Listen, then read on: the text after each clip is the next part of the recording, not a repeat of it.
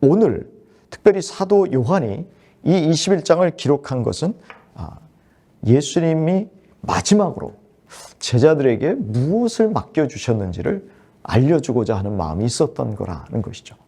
물론 마태복음 28장에 보면요, 예수님이 승천하시기 전에 제자들에게 Great Commission이라고 그러죠. 예수님이 이 지상명령을 제자들에게 주십니다. 뭐라고 주십니까? 하늘과 땅의 모든 권세를 내게 주셨으니 그러므로 너희는 가서 모든 민족으로 제자를 삼아 아버지와 아들과 성령의 이름으로 세례를 주고, 그 다음에 뭐라고 되어 있습니까? 내가 너에게 분부한 모든 것을 가르쳐 지키게 하라. 그 말씀을 주시면서 예수님이 승천하세요. 내가 세상 끝날까지 너희와 함께 있으리라. 용기를 가져라. 내가 너에게 맡겨준 미션을 수행해라. 그러면서 예수님은 딱 승천하십니다. 근데 오늘 요한복음 21장에는 사실 그러한 예수님의 승천하시면서 제자들에게 맡겨주신 미션을 또 더욱 보완해 주는 내용이다라고 할 수 있습니다. 그래서 오늘 15절부터 이렇게 말씀을 보시면 예수님께서 제자들과 이제 조반을 먹은, 어떻게 보면 먹고 나면 좀 마음이 풀어지죠.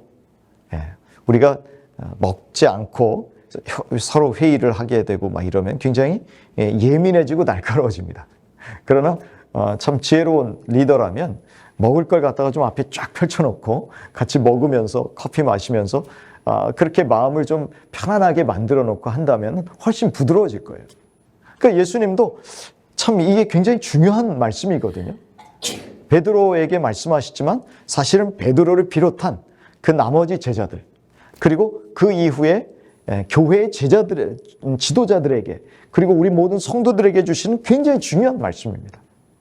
그 중요한 말씀을 하기 위해서 먼저 식탁에서 함께 먹고 또 그동안에 또 이런저런 이야기들을 나누지 않았을까 생각합니다. 자, 그랬을 때 어떻게 보면 예수님이 갑자기 훅 들어오시는 것 같아요. 그냥 방심하고 있는 베드로에게 예수님이 훅 질문하십니다.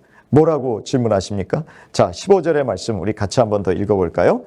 그들이 조반 먹은 후에 예수께서 시몬 베드로에게 이르시되 요한의 아들 시몬아, 네가 이 사람들보다 나를 더 사랑하느냐 하시니 이르되 주님 그러하나이다. 내가 주님을 사랑하는 줄 주님께서 아시나이다. 이르시되 내 어린 양을 먹이라 하시고.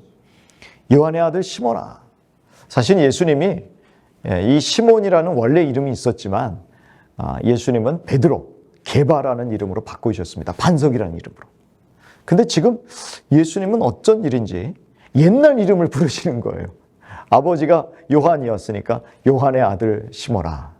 우리 족보에 보면 항상 아버지 이름이 나오고 아들 이름이 나오잖아요. 예수님 너무나 형식적인 그런 모습처럼 보여요. 친근하게 다가오시는 게 아니라 요한의 아들 시몬아, 네가 이 사람들보다 나를 더 사랑하느냐. 이 사람들보다 나를 더 사랑하느냐. 예수님께서 요한복음에서 사랑한다라는 것의 증거가 뭐냐를 알려주신 게 있습니다. 여러분 기억나세요?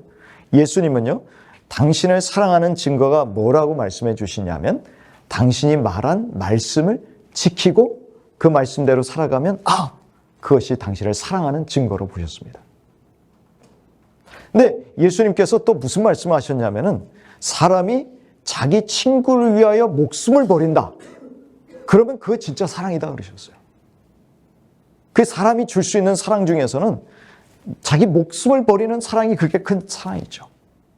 근데 예수님이 지금 너는 그 사랑으로 나를 사랑하니?라고 묻고 있는 거죠. 예수님께서 제자들을 말씀하실 때 이런 말씀합니다. 너희의 부모나 또 친척이나 형제나 자매들보다 나를 더 사랑하지 아니하면 내 제자가 되지 못한다고 말씀하셨습니다. 그래서 오늘도 여기에서 네가 이 사람들보다도 나를 더 사랑하니? 그러니까 너는 내 제자 맞니? 사실 이 질문 속에는 이런 모든 것들이 다 복합되어 있는 거죠. 네가 나를 네 목숨을 바쳐서 사랑할 수 있니? 사실 이 베드로가요, 호언장담했지 않습니까? 다른 사람들은 다 주를 버릴지라도 나는 주님을 끝까지 따르겠습니다. 자기의 목숨까지라도 바쳐서 주님을 따르겠습니다라고 했지만 사실 그러지 못했습니다. 실패한 제자죠. 호언장담해놓고 약속을 못 지킨 제자죠. 신실하지 못한 제자죠. 그런데 감히 이 모든 사람들보다 나를 더 사랑할 수 있겠니? 라는 질문에 예, 제가 주님을 사랑합니다 라고 누가 당당히 말할 수 있겠습니까? 예수님이 여기서 네가 나를 사랑하느냐라고 질문할 때 아가페라는 동사를 쓰셨어요. 이 아가페라는 건 하나님께서 은혜로 주시는 다함이 없는 조건 없는 사랑이 아가페거든요. 네가 그 사랑으로 나를 사랑하니? 그러나 우리는 압니다. 베드로가 그런 사랑으로 주님을 사랑하려고 했지만 사실은 실패했다라는 것이죠. 그런데도 예수님은 짓궂은 것일까요? 아니면 분명히 힘들어하는 줄 알면서도 왜 그 아픈 부분을 건드리시는 거냐라는 것이죠. 베드로가 뭐라고 대답하는 줄 압니까? 주님, 그러하나이다. 내가 주님을 사랑하는 줄 주님께서 아시나이다. 내가 주님 사랑합니다. 사실은 그 얘기를 하는 거예요. 근데 이 동사가 뭘로 표현되냐면 필레오라고 표현되어 있습니다. 예수님은 아가파오라는 동사로 질문하셨어요. 그런데 베드로는 필레오라는 동사로 대답을 하는 거예요. 그러니까 나는 그 정도로 주님을 사랑한다라고 난 이제 말할 수 없습니다라는 것이죠. 그런데 필레오라는 건 어떻습니까? 부모와 자식 혹은 우정, 그러한 사랑을 표현할 때 우리는 필레오라고 표현합니다. 그러니까 주님, 나는 그 정도로는 지금도 주님을 사랑하고 있습니다. 사랑한다라는 표현을 베드로가 예수님에게 하고 있는 것이죠. 자, 그랬더니 예수님이 뭐라고 말씀하셨냐면은 이르시되 내 어린 양을 먹이라 라고 말씀합니다. 여러 가지 다른 조건들이 해결이 안 되었는데도 예수님은 사랑한다라는 그 말만을 듣고서 내 어린 양을 먹이라고 하십니다. 여기 뒤에 내 양을 치라, 내 양을 먹이라 이런 말씀이 나오잖아요. 그런데 여기에 내 어린 양이라는 말은요, 헬라어에서 좀 다른 그런 단어를 쓰고 있습니다. 어린 양. 우리가 가장 어린 사람을 잘 먹이는 사람은요, 사실은 가장 경험도 많고 학식도 많고 또 어떤 면에서는 베테랑이라고 할 수 있는 사람에게 맡깁니다.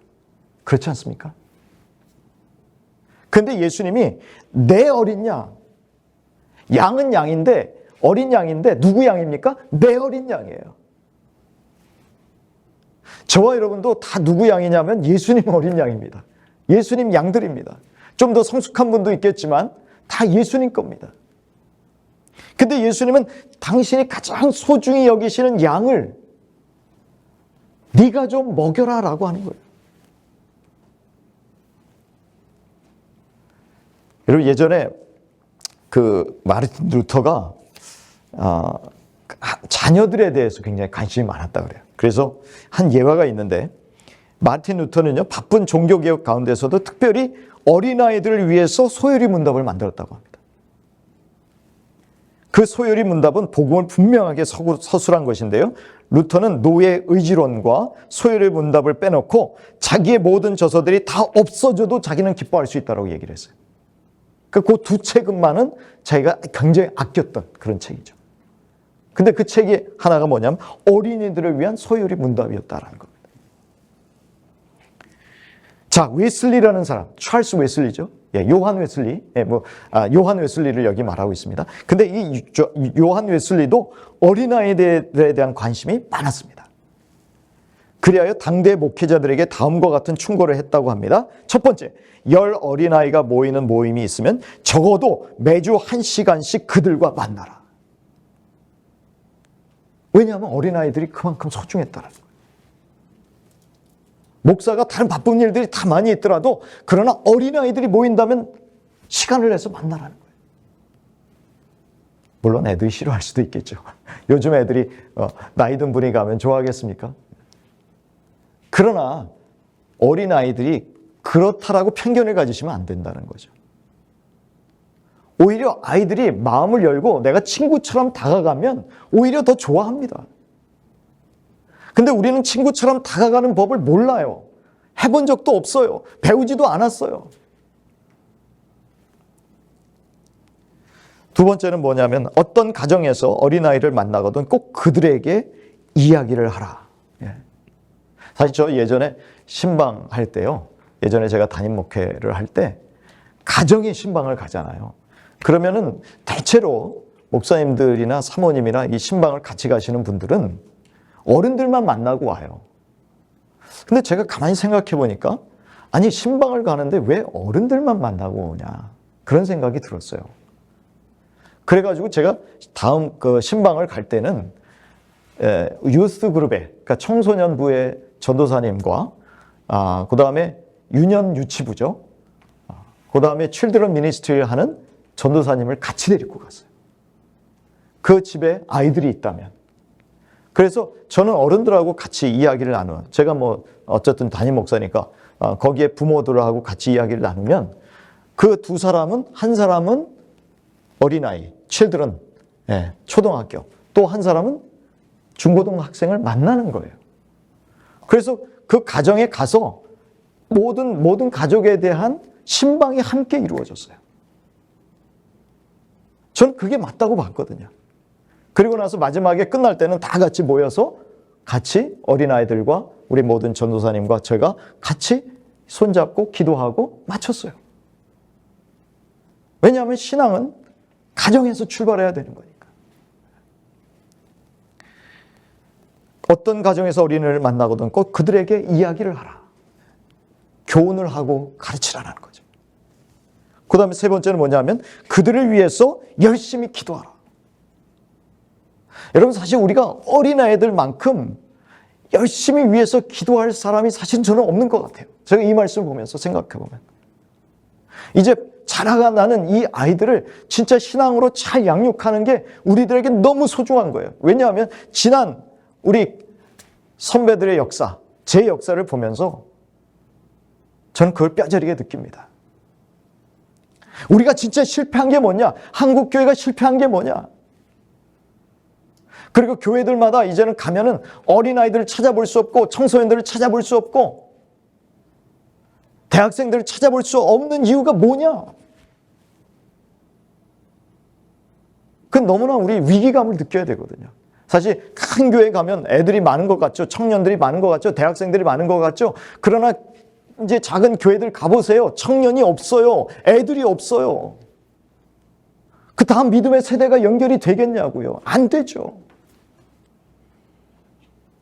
어린아이 한 사람 들어오면 저와 여러분은 진짜 소중히 여겨야 됩니다. 아멘?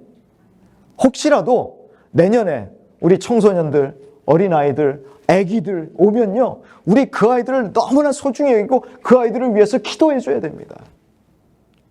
그 아이들이 믿음으로 잘 자랄 수 있도록 대학 들어가서도 믿음을 떠나지 않도록 대학 들어가고 직장 들어가면서 어느덧 다 나가버리잖아요. 다 떠나버리잖아요. 그 아이들이 진짜 신앙으로 하나님을 사랑할 수 있는 사람이 만들어지도록 우리가 힘써서 기도해야 된다는 말입니다. 네 번째 뭡니까? 집에서 각 부모들을 부지런히 가르치고 강하게 권면하라. 할렐루야. 얼마나 이 똑똑한 사람인지 몰라요. 이게 진짜 목회라는 것을 아는 사람이 요한 웨슬리였습니다. 왜 그런지 아십니까? 여러분, 우리가 신명기를 봤습니다만 이제 모세오경이 BTX 끝났잖아요. 그런데 거기에 보면 자녀들 교육은 부모가 하게 돼 있어요. 주일학교에서 하는 게 아닙니다. 주일학교 선생님이 해주는 게 아닙니다. 부모가 하게 돼 있어요. 그렇다고 교회에서 할 일을 안 하면 안 되냐? 여기 할 일 나오잖아요. 각 부모들을 부지런히 가르치라는 거예요. 부모들이 어떻게 아이들을 신앙적으로 양육할지를 우리 목회자들, 교회는 그것을 열심히 해야 된다는 거예요. 저는 만약에 이런 기회들이 오게 된다면 저는 이걸 열심히 할 생각입니다. 당장에 뭐 내일 어떤 일들이 벌어질지 모르지만 주님이 언제 오실지 모르지만 그러나 우리는 우리가 할 수 있는 최선의 일들을 하면 되는 거예요. 그러다 주님 만나면 되는 거예요. 주님, 저는 이런 일을 열심히 하다 왔습니다. 믿음의 다음 세대들을 키우다 왔습니다. 믿음의 다음 세대들을 키우기 위해서 부모들을 열심히 양육하다 왔습니다. 저는 그런 얘기 듣고 싶어요. 다른 큰일 안 해도 좋아요. 하나님이 나에게 맡겨주신 일들이 이런 것이다. 그 다음에 마지막 5번째는 특히 교육에 대해서 설교하라. 그러니까 늘 교인들에게 관심을 어떻게 하면 우리 아이들, 자녀들을 가르치는 데에, 신앙교육을 하는 데에 관심을 쏟을 것인가를 가르치라는 거예요. 설교에서.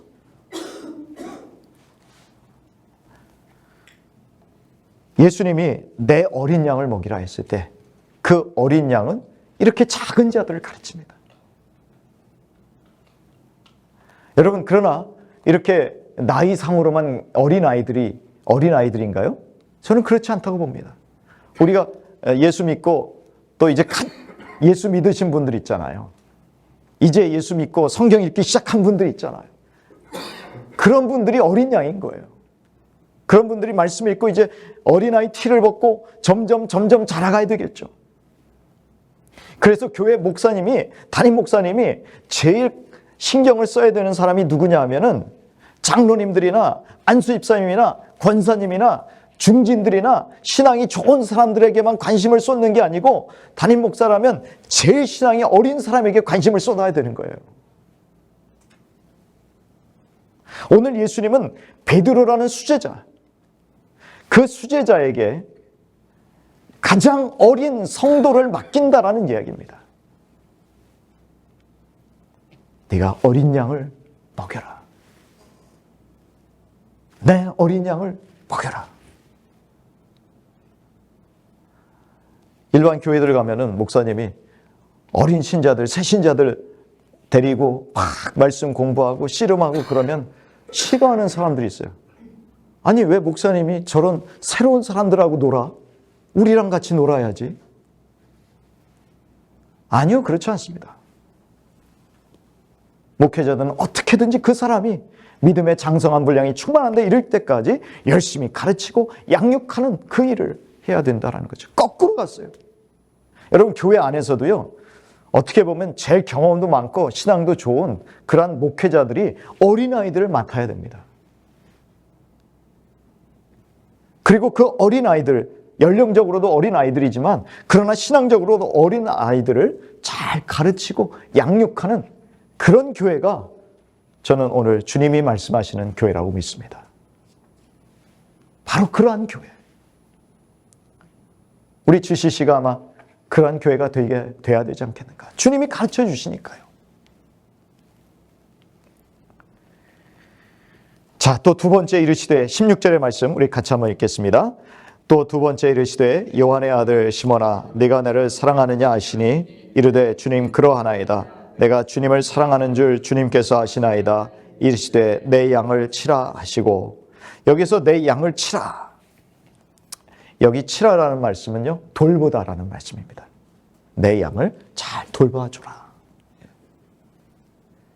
저는 돌본다라는 게 뭘까라는 걸 한번 생각해 봐요. 그 사람이 잘 성장해서 믿음으로 살아갈 수 있도록 끝까지 옆에서 지켜봐주고 인내해 주는 것이 돌보는 것이라고 믿습니다. 어린아이들을 키우잖아요. 그러면 어린아이들이 이제 아장아장 또 이제 걷기 시작합니다. 그리고 조금 있으면 유치원에 갑니다. 또 초등학교에 갑니다. 중고등부를 거쳐서 대학생이 됩니다. 결혼합니다. 부모의 입장에서는 그 아이가 아주 어렸을 때부터 인내하며 돌보아주는 역할을 합니다. 그게 하나님이 주신, 그 부모에게 맡겨주신 사명이거든요. 너희는 내가 맡겨준 그 아이를 잘 돌보아, 잘 키워, 잘 양육해. 사실 믿음의 양육자들에게 필요한 것들이 바로 이러한 자세입니다. 양을 하나님께서 잘 돌보라고 해주셨잖아요. 그러면 그 양을 인내하면서 믿음으로 자라갈 수 있도록 도와주는 것입니다. 그렇다고 해서요, 그 아이가 우리가 자랄 때 아이를 키울 때 그 아이가 원하는 거 다 해줍니까? 그렇지 않죠. 그럼 버릇 나빠집니다. 오히려 애를 망칩니다. 그렇죠? 네. 그러니까 우리가 지혜가 필요한 것이죠. 그 사람이 가장 필요한 것이 무엇일까? 그렇다면 때로는 얼토당토한 요구를 할 때에 리더의 입장에서는 거절할 수도 있어야 됩니다. 아니요, 형제님, 자매님, 그거는 자매님에게 그 요청은 맞지 않습니다. 옳은 것, 바른 것 가르치면서 분별할 수 있도록 가르치면서 돌보는 거예요. 인내가 필요합니다. 그게 사랑입니다. 우리가 어린 신자라고 해서 그냥 그 사람이 원하는 대로 다 해줘야 되느냐? 아니죠. 그렇지 않습니다. 그러나 중요한 건 뭐냐면은 항상 그 사람과 말씀을 나누는 것이 중요합니다. 그게 진짜 돌보는 거예요. 저는 이렇게 사역할 때에 참 황당한 모습들을 많이 보는데요. 전혀 하나님의 말씀에 관심도 없고 읽지도 않으면서 나는 크리스천입니다라고 얘기하는 모습을 볼 때 저는 제일 마음이 안타깝습니다. 그런데 교회조차도 그 모습을 보면서 깨우쳐주고 뭔가 말씀 앞으로 다가가게 만들어주지 못하는 그러한 교회들을 보면서 더 안타까워요. 그래서 저는 때로는 우스갯소리로 교회가 개혁돼야 됩니다라고 이야기를 하는 것이죠. 아니, 교회 안에 선교사가 파송돼야 되는 것 아닌가요? 아니, 왜 저 사람들 저렇게 다 넘어져 있는데 말씀 안 읽고 저렇게 교회만 왔다 갔다 하는데 저대로 내버려 둡니까? 여러분, 주님은 늘 내 어린 양을 먹이라고 하셨고 치라고 하셨어요.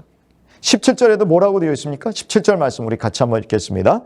세 번째 이르시되 요한의 아들 시몬아 네가 나를 사랑하느냐 하시니 주께서 세 번째 내가 나를 사랑하느냐 하심으로 베드로가 근심하여 이르되 주님 모든 것을 아시오매 내가 주님을 사랑하는 줄을 주님께서 아시나이다.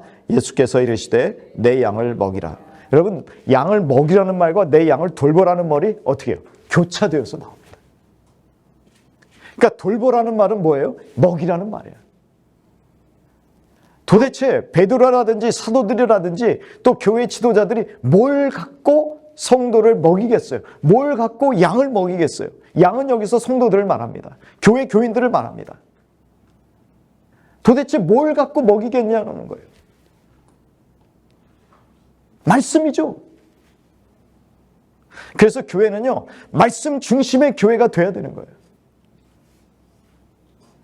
하나님의 말씀이 중심이 되지 않는 교회라면 언제든지 교회는 미성숙한 교회일 수밖에 없고 그 성도들 역시 자라가지 않습니다.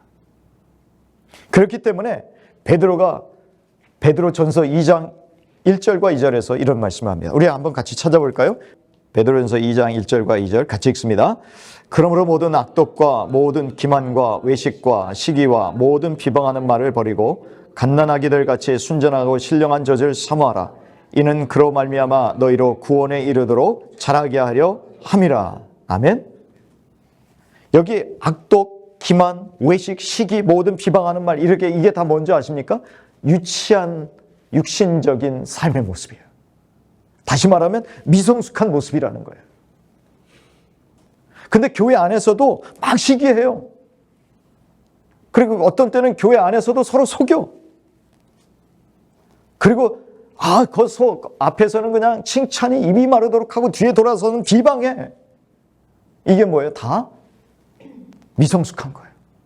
유치한 행동들입니다. 근데 베드로가 뭐예요? 그러한 것들을 버리고, 이런 것들을 버리고 해야 될 게 뭐냐? 2장 2절에 보면 갓난 아기들 같이 순전하고 신령한 젖을 사모하라라는 거예요. 예수님께서 먹이라 그러셨잖아요. 어린 양을 먹여라고. 뭘 먹이겠어요? 양이라면 젖을 먹여야겠죠. 먹이를 먹여야겠죠. 풀을 먹여야겠죠. 그런데 순전하고 신령한 젖이라고 되어 있어요. 순전한 것은 섞이지 않은 것을 말합니다. 신령한 것은 합당한이라는 뜻이에요. 논리적이라는 뜻이에요. 하나님의 말씀은요, 비이성적이지 않습니다. 하나님의 말씀은 지극히 이성적이에요. 지극히 논리적이에요. 지극히 합리적이에요. 그런데 이 하나님의 말씀이 어떤 말씀이냐면 순전해야 된다는 얘기입니다. 저는 목사님들이 하는 설교들도, 제가 하는 설교도요, 어떤 한 부분을 지금 강조해서 이야기를 하잖아요. 그렇기 때문에 어떻게 보면 자칫하면 설교가 순수해지지 않을 수 있어요. 예수님께서 본래 말씀하고자 하는 의도를 벗어나서 자기 의도를 섞어버려요. 그래서 그 말씀의 의미를 내가 희석시킬 수 있어요. 여러분, 이런 걸 조심해야 돼요.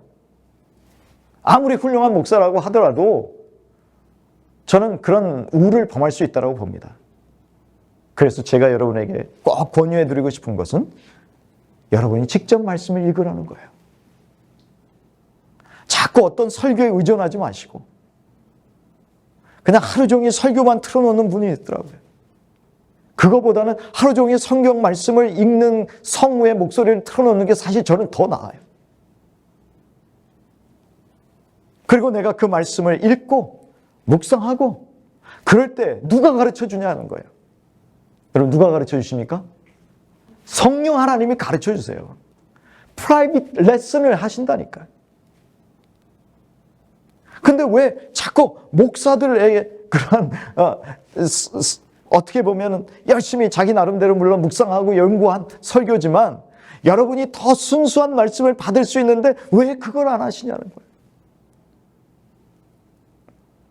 그래서 여러분, 우리 내년에는요, 맥체인 성경 우리 1년 동안 4장씩 읽었어요.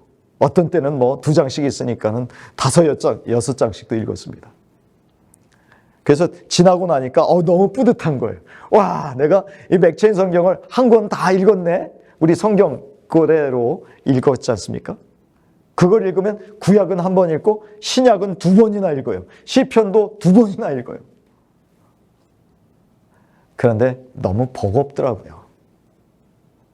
그래서 우리 모든 성도님들이 내년에 맥체인 성경 2번째 칼럼을 할 텐데 올해는 첫 번째 칼럼을 했잖아요. 2번째 칼럼을 합니다. 한 장씩 매일 읽자는 거예요.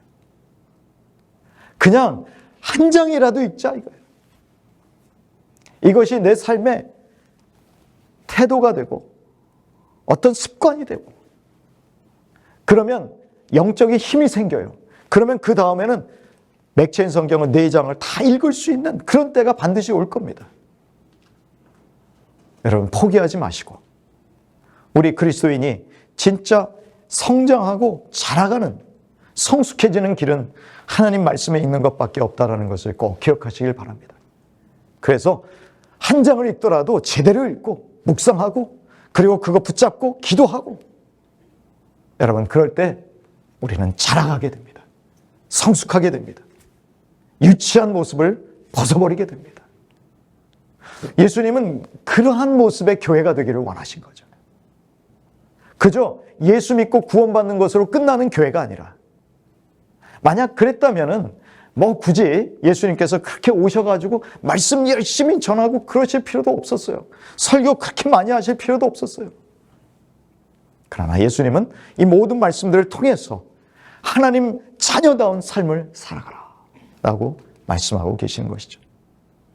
여러분, 제가 맥체인 성경 마지막 장들을 쭉 살펴보니까 그 내용들이 다 기록되어 있습니다. 한번 보실까요? 우리 말라기를 먼저 가도록 하겠습니다. 말라기 4장 4절 같이 한 목소리 읽겠습니다. 너희는 내가 호렙에서 온 이스라엘을 위하여 내 종 모세에게 명령한 법 곧 율례와 법도를 기억하라. 아멘. 말라기 구약 성경의 마지막에 하나님께서 하신 게 뭡니까? 야, 내가 모세오경 다 너에게 줬잖아. 그거 기억해. 말씀을 기억해라는 거예요. 하나님 끝까지 말씀이야. 처음부터 끝까지 말씀이야. 다. 끝에는 뭐라고 되어 있는지 아십니까? 우리 요한계시록 22장을 가보겠습니다. 요한계시록 22장 7절의 말씀 같이 읽겠습니다. 보라, 내가 속히 오리니 이 두루마리의 예언의 말씀을 지키는 자는 복이 있으리라 하더라. 자, 그 다음에 18절, 19절 말씀 읽습니다. 내가 이 두루마리의 예언의 말씀을 듣는 모든 사람에게 증언하노니 만일 누구든지 이것들 외에 더하면 하나님이 이 두루마리에 기록된 재앙들을 그에게 더하실 것이요 만일 누구든지 이 두루마리의 예언의 말씀에 제하여 버리면 하나님이 이 두루마리에 기록된 생명나무와 및 거룩한 성의 참여함을 제하여 버리시리라. 하나님의 말씀을 더하지도 말고 빼지도 말라라는 거예요. 요한계시록 맨 마지막에서 하나님의 말씀을 강조하고 있습니다. 아까도 제가 인용했습니다만 예수님 승천하실 때 제자들에게 뭐라고 말씀하십니까? 내가 세상 끝날까지 너희와 항상 함께 있으리라 하시기 바로 전에 내가 너희에게 분부한 모든 것을 가르쳐 지키게 하는, 그러시고 예수님 승천하셨어요. 그런 하나님의 말씀을 우리가 어떻게 소홀히 할 수 있습니까? 그런 하나님의 말씀을 어떻게 드라마 보아도 못하게 취급할 수 있습니까? 그런 하나님의 말씀, 끝까지 강조하신 하나님의 말씀을 여러분 붙들고 살아가시는 저와 여러분 되시기를 축복합니다. 그 사명을 누구에게 맡겨주십니까? 베드로에게 맡겨주십니다. 근데 베드로는 다른 제자들과 마찬가지로 깨진 사람이에요. 훌륭한 사람이 아니에요. 비겁한 사람이에요. 용기도 없었던 사람이에요. 저와 여러분이 주눅들지 말아야 될 이유가 여기에 있습니다. 하나님은 어떤 사람에게 당신의 어린 양이라는 그 소중한 양을 맡겨주시냐면 한번 무너지고 깨지고 창피당하고 통곡했던 사람에게 이것을 맡겨주십니다. 여러분, 베드로가 자기가 예수님 부인한 게 얼마나 창피했으면 밖에 나가서 통곡했겠어요. 저는 어쩌면 하나님께서 쓰시는 사람은 이런 사람들이라고 생각합니다. 처음부터 너무 반듯해가지고 실수도 한 번 안 하고 늘 칭찬만 받고 그런 사람이 아니라 베드로처럼 깨진 사람, 무너졌던 사람. 여러분, 모세는 안 무너졌습니까? 사람 죽이고 도망갔었잖아요. 다윗은 어땠습니까? 범죄했었잖아요. 간음을 저질렀었잖아요. 그런데 하나님은 그런 사람들을 폐기해버리시는 게 아니라 오히려 그런 사람들을 다시금 들어서 하나님의 나라를 위해서 사용하시더라는 것이죠. 여러분, 예수님이 변화산에서 만난 두 사람이 누구인지 아시죠? 한 사람은 모세였고 한 사람은 엘리야였습니다. 모세는 가나안 땅에 못 들어갔어요. 하지만 여전히 모세는 예수님과 함께 하나님 나라에 대해서 상의하는 사람이더라고요. 여전히 하나님 나라에서 쓰임받고 있는 사람이더라고요. 여러분, 엘리야는 어떻습니까? 바알의 선지자 450명을 죽였지만 그 다음에는 어떻게 해요? 걸음아 날 살려라 하고 유대 광야로 도망쳤어요. 왜? 이세벨이 너 죽인다고 하니까 쫄아가지고 겁나가지고 다 한 번씩 무너졌던 사람들인데도 여전히 하나님은 어떻게 해요? 그런 사람들을 여전히 사용하고 계시더라는 것이죠.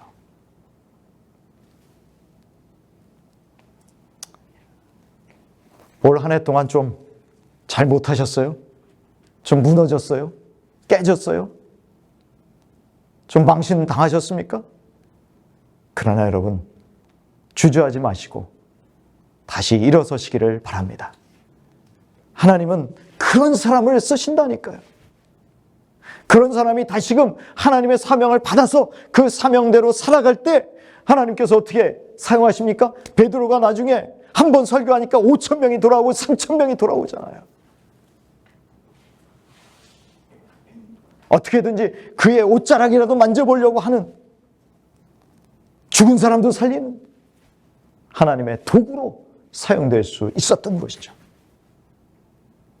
그런 면에서 우리에게 필요한 것은 이거 하나밖에 없습니다. 이 조건 하나만 충족시키면 돼요. 뭡니까? 주님만 사랑하시길 바랍니다. 주님, 사랑합니다.